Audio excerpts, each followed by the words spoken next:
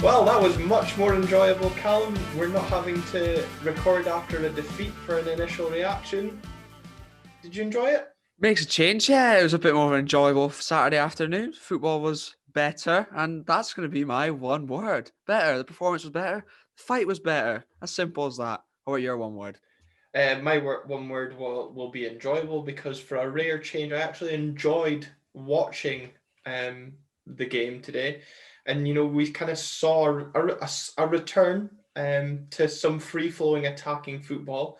I don't think that says much about kind of Motherwell in how well they shaped up, but it was just nice to actually enjoy watching Aberdeen. I think, especially once we got the second goal, you could certainly relax. Oh, yeah, definitely. I did sort of, even when we were 1-0 up for quite a long period of the games, for say, and down to 10 men. No, they were down to 10 men, sorry. I was still panicking, going, this has got them just nicking a goal out of nowhere. Just, it's got written all over it. But thankfully, that didn't happen. And the big Yes, man especially the popped. way they kind of hit on the counter attack, and they were doing it more so in the first half. You just thought, we're just so kind of prone to maybe one mistake, and Dylan McGeoch actually made a good point in CALUM'S in the second half, saying, especially when they went down to 10 men, look, there's no need to go and go all out attack. Just manage the game, and we definitely did that. Yep, it's actually nice seeing game management in a proper way instead of holding on to the feet and sitting on the 18-yard box from about 70 minutes onwards. Yeah, exactly. Going back to the start of the game, we saw Sam Cosgrove return to the starting lineup as a lone striker, Curtis Main dropping out, and Funso Ojo, I think to many, was a surprise starter ahead of Ross McCrory. It definitely, was a surprise starter with McCrory out, and most people probably thought Dean Campbell would come in. A few people on Twitter probably upset that Vertanen didn't play, or Vertan as McDermott called him before even kickoff happened. But to be fair to Funso, I think other than where he slipped and gave the ball away, I think he played quite well. I thought he came in and did all right. And I was also quite happy to see someone get in and sort of, when something happens to one of your players, he was ready up for the fight with Polworth going head to head with him. I enjoyed that. Not often you see that from Aberdeen players, so I enjoyed it. Yeah, it's funny though. You actually saying he had a good game. I agree. I thought he was solid, but I'm laughing because when I was writing up the notes, kind of during the game, I literally wrote down as Ojo got taken off, solid performance, as Keith text, well, Ojo was terrible once again, and someone else on Twitter saying it just is a measure of Ojo that everyone's claiming that to be a good performance. So it's just funny how everyone sees the game differently. That's true. I mean, yeah, it wasn't a world-beating performance, but it never is going to be from Funso Ojo. And to be fair, given coming in sort of after not playing for so long, it's probably hard, and I expected worse. So I'm just genuinely pleasantly surprised. Yeah, exactly. I think we all had low expectations, so I think he definitely surpassed them. Do you think we had a positive start? We spoke with Jamie yesterday about kind of needing a reaction and hopefully seeing that. Do you think in the start that we gave, there was that reaction?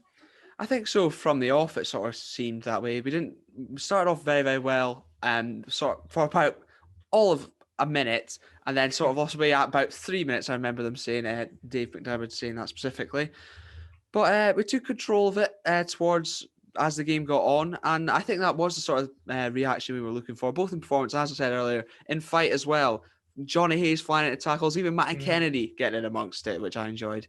Yeah, definitely a standout game for him, which we'll come on to. Joey Harper was guest on Red TV today, a man I could listen to speak about the club for days, because he's just says it how it is. He doesn't really care how it comes across, which I do respect. And one thing he said at halftime was you could tell the players had a much better attitude in today's game compared to Ross County. And I think especially first half and second half as well, like we talked about there with game management, it really came across the players were very much switched on and had that attitude to go out and get the 3 points. Yeah, definitely. I think they set out straight from the off with that. And it's interesting that he used the word attitude after it was used so much against Ross County by whoever was in Cool Comms. I can't quite remember. But he said attitude a lot last time. But yeah, it's a good start. I agree with Joe completely. And I also think when you're Joe Harper, though, you can't just afford to come out and just say how it is, and no one's going to have a go at him. It's Joe Harper. Exactly. We scored a set-piece goal. I know, that took me by surprise. It was a great ball in from Matty Kennedy, a bullet of a header from Tommy Hoban. And maybe they've actually worked on it for once in the first time ever, possibly. And even the short corners as well today, has got to be said. They looked straight off the training ground and actually worked to good effect. Obviously, with Ash Taylor's goal getting chalked off later on. Yeah, and I think that was actually something Dylan said in co-commentary as well, that they kind of worked on that sort of delivery from Kennedy, and I don't really know if it was a free header, but getting the power and direction that Hoban did, Liam Kelly had no chance. And I mean, we certainly saw how good a keeper he was in the second half. It's something we talked up in the preview episode as well. Throughout the first half especially, Scott Wright and Ryan Hedges kind of returned to their early season form in their link-up play. That was quite enjoyable. Yeah, but not really shocked to finally get them both on the pitch at the same time and that sort of thing happens again.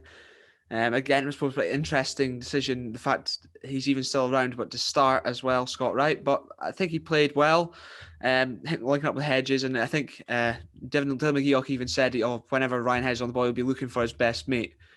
And that was definitely the case. But a nice fancy flicks, bit of excitement, bit of flair about the game.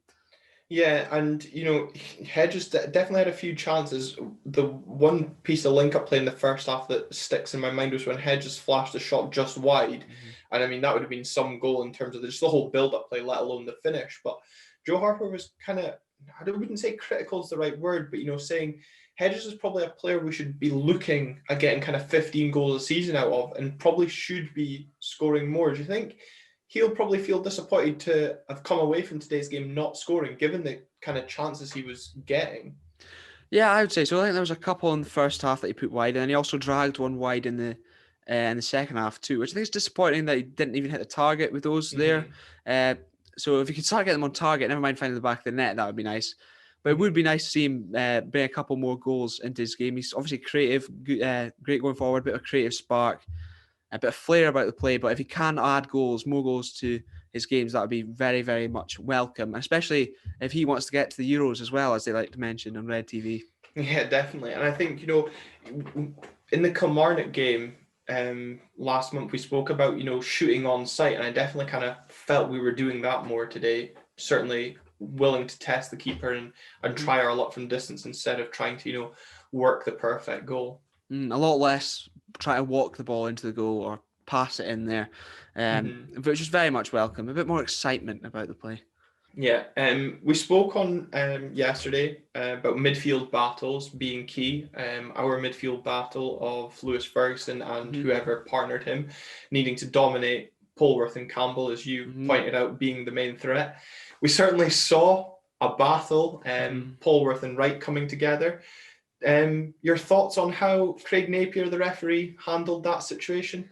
Yeah, I think Polworth took the battle thing a bit too seriously, but Napier was a bit of an interesting one. I didn't even know who he was until Inverness Reds thankfully kindly let me know. I'd never heard of him before, never seen him. Presumably one of these youngster referees that are trying to come up, but I don't think I'd be very happy if we didn't see him refereeing another Aberdeen game for a while. All round, he just seemed a bit terrible. In honesty, I think Polworth definitely could have walked for that. Straight up first time, and then eventually he did walk for it. But there's another few interesting decisions from Napier throughout the whole game. Yeah, I think, I'd never heard of him either as well, but as Martin Stone said on Twitter, he looked miles out of his depth, and I think a lot of Aberdeen fans will unanimously agree with that opinion from Martin. It's funnier, as he actually said as well in a follow-up, was the fact that from that situation, we actually got punished more in terms of Wright and Ojo being booked, and they just had the one player booked. But, Ojo going face-to-face with Polworth, it's not really surprising that Ojo did receive a card as well, but you kind of seen red cards for that. You look at Scott Brown in midweek, actually. So Definitely. That's what I said that to my dad at the time as well. Polworth having goes at both Scott Wright and Ojo, they come away with just one booking, and Scott Wright and Ojo both take cautions too. But I'll reiterate again, I was very happy, to be fair, to see Funsa Ojo go steaming in there. It's something we sort of lacked. Someone who will go up and stick up for their teammates a little bit like that. And say it's not on, so welcome Yeah, from children. And Motherwell YouTuber Gogsy was definitely furious at the referee. Feels that that the referee cost them a big decision. The big decision being the Ojo penalty shout. I probably used bunny ears around the shout.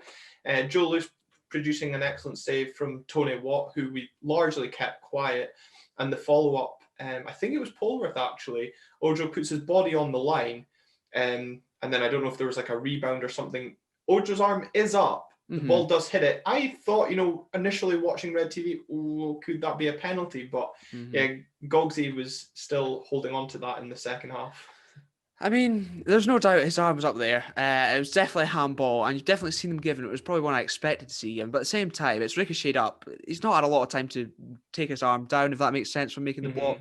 And he did make the block originally, and then it comes flicking up. And we've seen things in the Premier League as well about that, where it comes flicking up, hits them in the arm, and they don't seem to give it. So I am probably surprised it didn't get given. But I mean, I'm glad it didn't. It was a great save from Futsal. Yeah, I mean, going by the way the referee had, it's not really a surprise it wasn't given, because it was one of those games. But there was meaty challenges going in. Declan Gallagher booked early on for a heavy challenge on Lewis Ferguson. I think he had another. Ferguson was on the receiving end of another heavy challenge in the first half, but Ferguson wasn't afraid to dish out a few challenges of his own. There was one in particular, obviously the 50-50 that led to Polworth's red card, but also there was an incident at the start, midway through the second half, when he won the ball, but again, Gogsy picked this up as well as I did. There was quite a flailing arm from Lewis Ferguson that before he fed through Scott Wright, and I was just wondering if there was going to be a wee second there where that got pulled back. That was the word I was going to use as well. Flailing arm words. Sorry. Yeah, they highlighted it that Ferguson can take the fouls, and he also likes to give them out, which is I think definitely true. I think he is actually the most fouled, one of the most fouled players anyway in the league. He's definitely up there. But yeah, I think he was a bit fortunate to get away. I don't think he even got booked in the end. I think he was a bit fortunate to get away with that. Exactly. Especially the one you highlighted with the flailing arm. I wouldn't have been surprised if he got pulled up for that. Well, especially with the way the referee was just dishing out cards like it was Christmas. Yeah, exactly. Or confetti, apparently, according to David. I don't know what the hell that means. Yeah, I mean, I was on and off watching, listening to what Dave was saying. I sometimes tune out, but I actually thought McGeek in co-commentary was actually providing some useful insight. The red card, though, it was strange. Gogsy was messaging saying that the referee was prepared to give a free kick to Motherwell. They played on. Obviously, he then, it appears he's reacted angrily to the decision not to award the free kick. He's then obviously gone off holding his shoulder. So I don't know if it's maybe dislocated or something. But when you're on a booking, you don't go and abuse the referee, though. If I was Graham Alexander, I'd be a bit disappointed in my player. Possibly. I mean, to be fair, I think he probably has a point. So he gave the advantage, and he's clearly in pain, obviously. So I suppose you do have the right to complain for that. But at the same time, it's stupid knowing you're on a yellow card and going in a fouling abusive, which is now a straight red, apparently, which I was a bit surprised by. Oh, was it a straight red? I thought it was just a second booking. No, apparently a fouling abusive is straight red these days. So there we are. Silly Liam Polworth all round today. Yeah, and obviously Motherwell in the position they're in will not be thankful for a straight red card then, given the suspension that follows. One player that did well coping with Motherwell on the counter-attack, I felt, was Johnny Hayes. Tracked the runs of Devante Cole and Tony Watt in the first half very well. And, it was a threat from Motherwell in the first half, but we did a really excellent job. I think, McDermott and McGee, commented the term they used was ganging up on Motherwell. And, it was, Joe Lewis didn't really have many serious saves to make, especially second half. Yeah, I mean, basically one of the only things I can remember Joe Lewis doing is catching the ball off the rebound from the post, like coming straight back at him. That's essentially all I can remember him having to do. But I remember him flapping at a corner in the first half. I thought he possibly even headed it looked like, but I don't think so.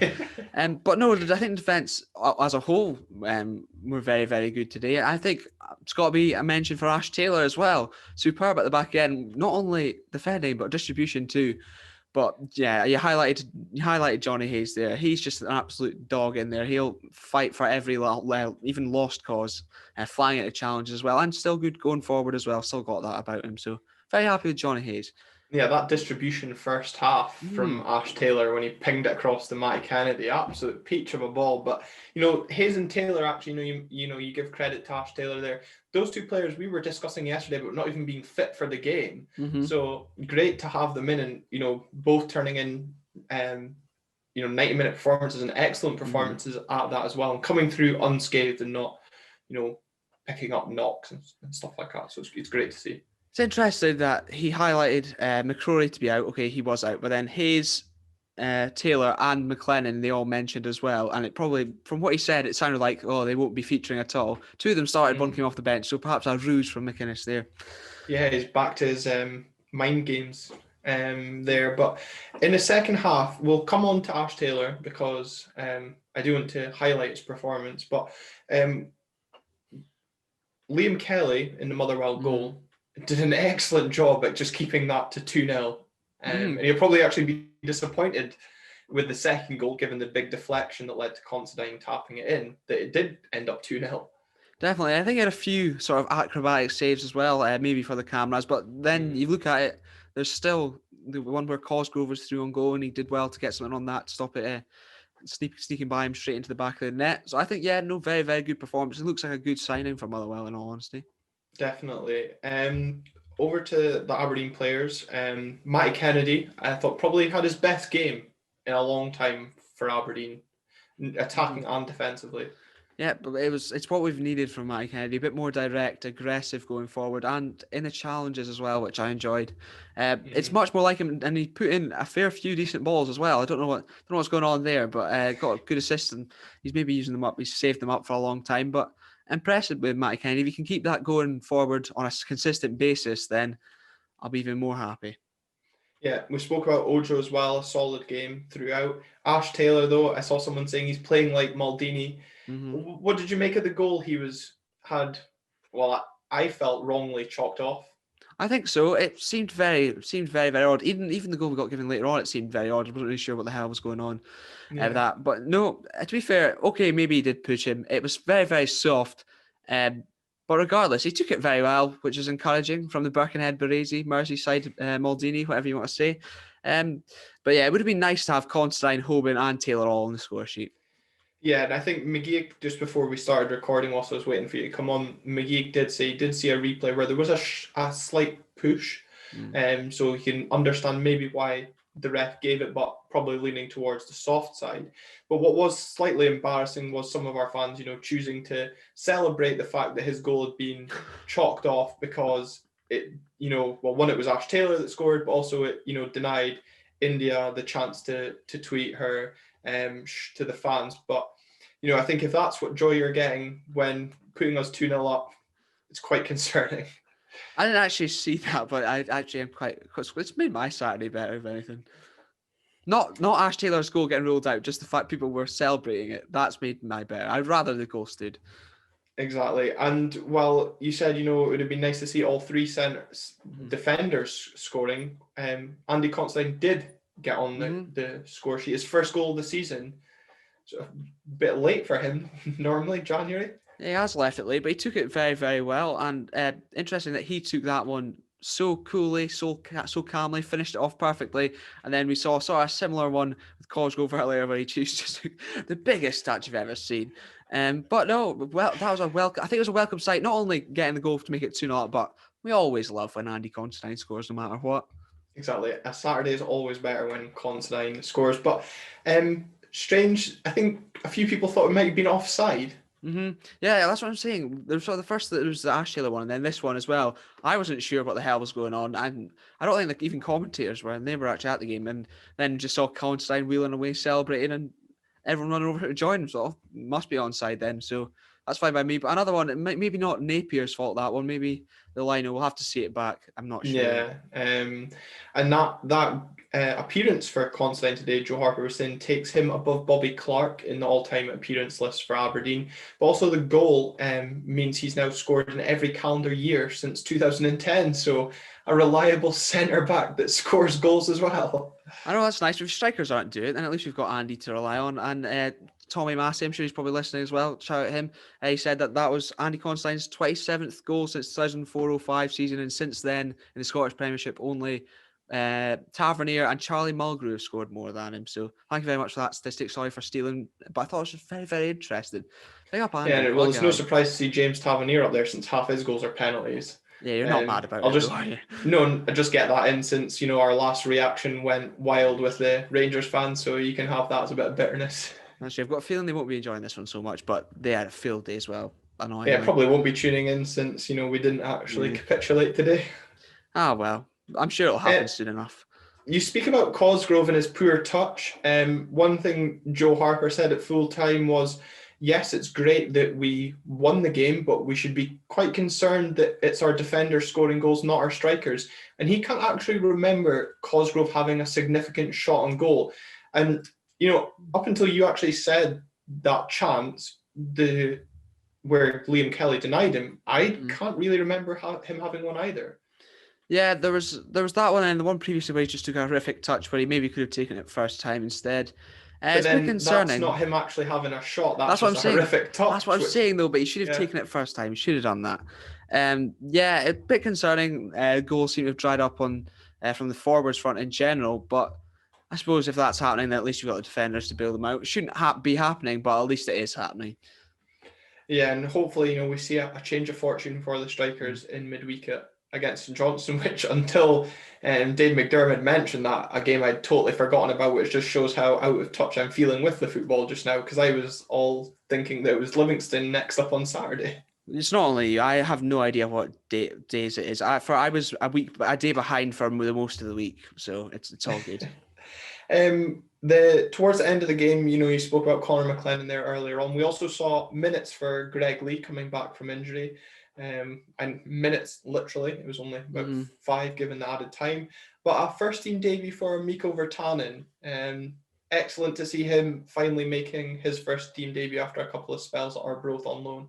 My hero, my mate, Mikko Virtanen. I'm very, very happy for him. Might buy a Soko Lemo when we can. Anyway, moving on. Very, very happy. Good to see the youngster coming off the bench, getting some minutes, get involved. Hopefully we can see some more throughout the season. Maybe getting a chance from the start, man. But it's just encouraging. And McInnes used all 5 subs for once. So it's a good Saturday, but Newcastle are playing later. So we'll see how long it lasts.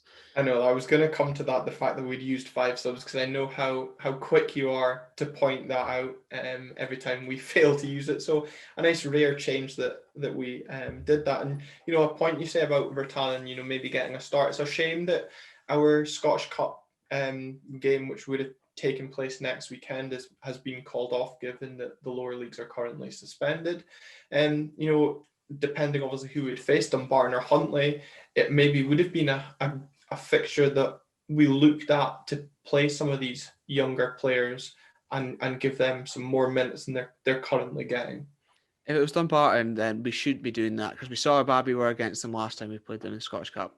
So I would have liked to just gone full throttle straight at them, but maybe Huntly. No disrespect to Huntly. If anyone was saying Joe Stephen, maybe. Joe Stephen. Yeah. Sorry, I know I'm going to get abused for that. I know it. Yeah, Joe Stephen will definitely be on us for criticising Huntly. I hold no apologies, because he knows I have a soft spot for Fraserburgh as well. So Duke does. Yeah, we've got to stick together. Man of the match, Red TV gave it to Ryan Hedges. Would you agree with that, or did you have anybody else in mind for man of the match? You're not going to like this. Well, actually, you will like this. Some people won't. Ash Taylor. I thought he was absolutely brilliant. He probably deserved it. Hedges, okay, he played very well. Good in creative spells, but a forward player didn't score. He maybe should have. Did he hit the target at all? Not even sure about that. Harsh, I'm probably, because he did play pretty well, but Ash Taylor would have been my man. Interesting. A player that you haven't been a big fan of this season would have got mine, and it would have been Matty Kennedy for me. Yeah, fair. An assist, probably the most proactive of our forward players in terms of providing at the top end of the pitch, but also excellent defensively as well. And for a player that we've certainly criticised in recent weeks, I certainly enjoyed watching him play today. So for me, I'd have given it to Matt Kennedy. Yeah, I think that's fair. And also, just on the topic of players we've criticised over recent weeks for probably being anonymous, Lewis Ferguson, there's a bit more about him today, so I'm very happy about that.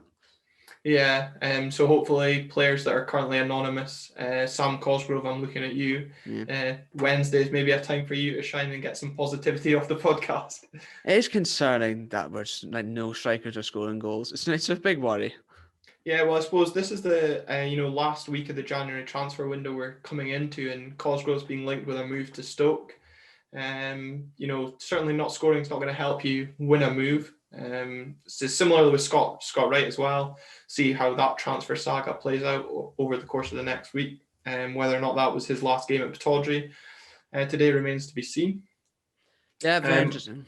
Sorry, I was just going to say, Cosgrove probably suits Stoke, even though he's not scoring goals. They've great huge lump up front. They would love it. Yeah, they just don't have Rory Delap to do a long throw to anymore. That's true. Oh, what a time that was. So the win today takes us back up to third place, 2 points ahead of Hibs, ahead of the midweek game. That midweek game, as we said, is a trip to St Johnstone, and it's the start of 3 games in 6 days, including a double-header against Livingston. Should we be looking at that St Johnstone game as another chance to pick up 3 points? Yes, we should. But the last time I said we'll get a good run of games and hopefully lots of points, it didn't happen. So I'm just going to keep my mouth shut. Okay. Well, that'll be great for a podcast if you keep your mouth shut. But, it's our first win in 2021. Obviously, St Johnstone are just kicking off now in their League Cup semi-final. So it'll be interesting to see result dependent for them. They might have momentum of playing for a place in a cup final, or, hopefully they could go to extra time and penalties and take a bit of energy out of the legs and not, a morale sapping defeat. You should have said that either. Because remember what happened when Motherwell went to extra time and penalties in the Europa League? Penalties against Harpwell? No, in the Europa League against Coleraine or something like that. When they then came out and smashed us. Yeah, that came back brilliantly against us. So if that happens that's not again, my fault it's on if we you. lose. No, it's on you. Not. I'm blaming you. Okay, well, we've beaten St Johnstone twice already this season, including our first game back after the whole COVID-8 scenario. Certainly no reason, St Johnstone themselves are having struggles up front in scoring goals, albeit Chris Kane has certainly found the way to goal in recent times. So maybe don't be expecting goals in this one. As is often the case in games against St Johnstone, from our perspective, it's just they do seem to be very, very dull. They know how to play us, sort of sit in, let us break us down, try break us down.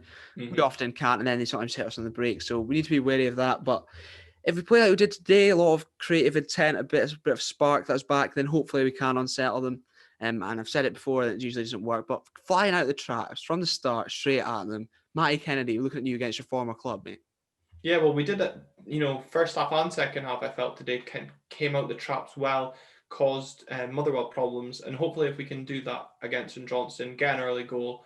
And, we spoke about game management, but if we get an early goal, I'd feel it would be a long, painful game management on Wednesday night. Yeah, we've seen that a lot. If anyone, any of their idiot centre-mids fancy getting sent off as well, that'd be nice. Yeah, although I don't think, would it carry over from League Cup into the league on Wednesday? I was just speaking about when we play them, if they fancy doing that. Oh, yeah, because we know how physical a battle they like with their red cards. Michael O'Halloran enjoys one this season. Was it not last time? I think it was last season when we went down there and they got 2 players sent off as well. Oh, yeah, I forgot about that. That was chaos. Albeit we still didn't actually win that game. Yeah, that's true. But, we could take a coverage from Motherwell, go down to 10. Maybe we could eventually break a team down with 9 this time. Yeah, definitely. Although, we were actually 1-0 up when Motherwell went down. Although I think we were 1-0 up when St Johnstone had their red cards. Hopefully, we continue this positivity in terms of results on Wednesday night and give us something positive to speak about on Thursday when we'll be back reviewing the game, Callum. It would be nice if we could get a good run of form, a good run of positive podcasts. So we don't have to be miserable and have loads of Rangers fans in the comment just abusing us. Yeah, although it doesn't do us any harm on YouTube for the views. I think what was that last? The reaction over 1,400 views. Yeah, just just people laughing at us probably. But that's what we're doing. If we can entertain people, even if we're not having a good time, then that's at least something. Yeah, exactly. And after a defeat, if you need something entertaining, then what's two idiots like us speaking nonsense about football? What else is that for entertainment? Exactly, most ill-informed podcast. They've got the radio show Off the Ball. We're taking the podcast title, but and if you are watching, sorry, I was about to say it.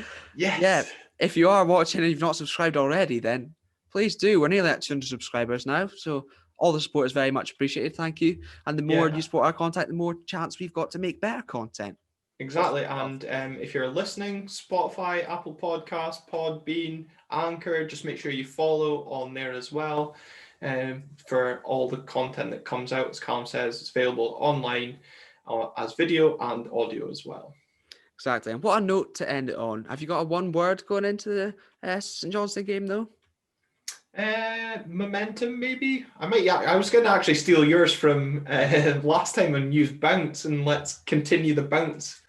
Yeah, I'd say momentum's probably pretty good. I was thinking maybe apprehension, but that's a bit negative. Not like you. Yeah, I'm going to stick with it. Apprehension, because if they get a good result in their semi-final, then they're going to have the bounce as well. So check you trying to make sure we're not being too positive. I know. Reining it in. Got to give the people what they want. Come on. Yeah. But there we have it. I think that on that terribly negative note that I've just ended it on, thank you all very much. Despite 3 points. I know, I'm sorry. I couldn't let the people down.